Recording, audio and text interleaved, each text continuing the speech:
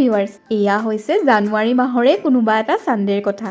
মই পাহৰিয়ে আছিলোঁ। এতিয়া স্ক্ৰল কৰোঁতেহে দেখিলোঁ, আই পেহীৰ ঘৰত যোৱা ভিডিঅ'টো দেখোন আপলোডেই কৰা নাই। এবাৰ ভাবিলোঁ ডিলিটেই কৰি দিওঁ নেকি ক্লিপছকেইটা, কিন্তু ভাবিলোঁ নাই আপলোড কৰিব লাগিব। চাই থাকিবচোন ভিডিঅ'টো, কিমান ধুনীয়া ধুনীয়া বস্তু দেখিব। পবিতৰাৰ গড় আৰু পিকনিক পাৰ্টিৰ মাজে মাজে এয়া পেহীৰ ঘৰ পালোগৈ দেই। আৰু পেহীৰ ঘৰ দেখিছেনে নাই?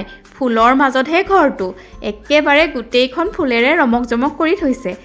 আৰু ড্ৰয়িং ৰুমৰ জুবিনদাৰ ফটো সজোৱা ঠাইখন মোৰ যে ইমান ভাল লাগিছে। মই বোলো মোৰ নতুন ঘৰটোতো এনেকৈয়ে সজাব লাগিব।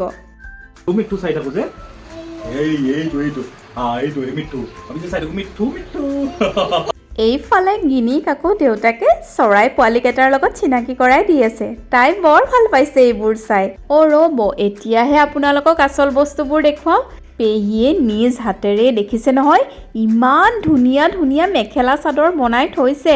মই মানে কোনযোৰনো লৈ ফটো উঠোঁ, কোনযোৰনো কি কৰোঁ, একদম পগলা হৈ গৈছোঁ। মই বোলো পেহী এনেকৈ ভিডিঅ' কৰি থাকিলে নহ'ব, মোক কিন্তু পিন্ধিবলৈও দিব লাগিব। কৈছে তোৰ যেতিয়াই যি ফাংচন হয় আহিবি আৰু নিজৰ পচন্দ মতে এযোৰ লৈ যাবি।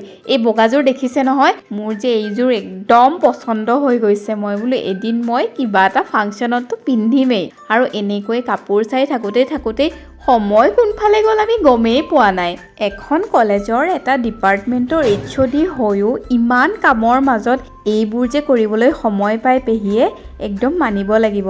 তাকো ইমান নিখুঁতভাৱে কৰিছে যে নিজৰ হাতেৰে চুই নোচোৱালৈকে গমেই পোৱা নাযায়। আৰু এয়া আমাৰ ভাত খাবলৈ সময়ে হ'ল। ধুনীয়া মাছৰ আঞ্জা আৰু লগত এয়া হাঁহৰ মাংসৰে ভাত খালোঁ। আৰু গধূলি আমাৰ আহিবৰো হ'ল। গিনিৰ পিছে আহিবলৈ মন নাই, তাই কন্দা কটা লগাইছে। পিছে ভিডিঅ'টো সামৰিছোঁ দেই, বাই।